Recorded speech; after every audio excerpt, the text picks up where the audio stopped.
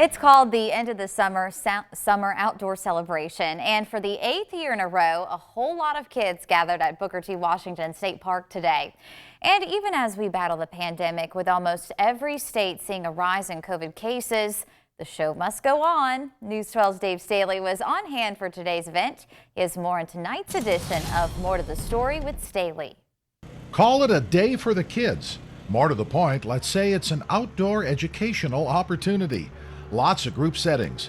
Kids learning everything mainly from days gone by. This guy, for example, was showing the little ones how a musket works. He said it would be loud. He said cover your ears. I should have covered my ears. Anyways, for 13-year-old youngsters like Thomas, he learned a lot.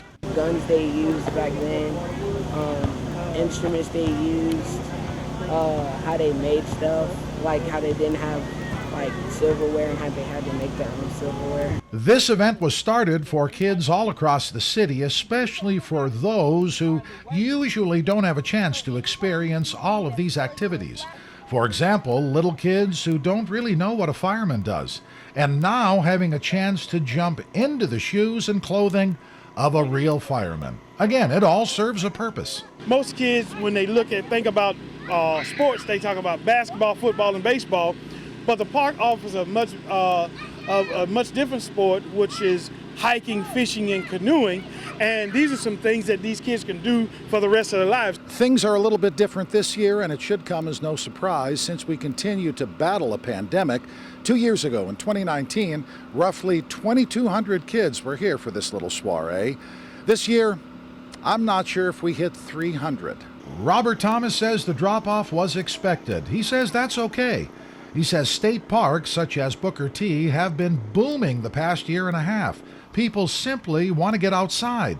That's a huge reason to still hold this event in 2021. We came out and we came big. The bigger the better, because we wanted the kids and the parents to know that we are still here. As we move forward, the amount of kids that we have out here may go down, but the quality of our programming is going to be up there or even better. So they came and they had a good time. And I won't flinch this time. And Dave Staley, News 12 now.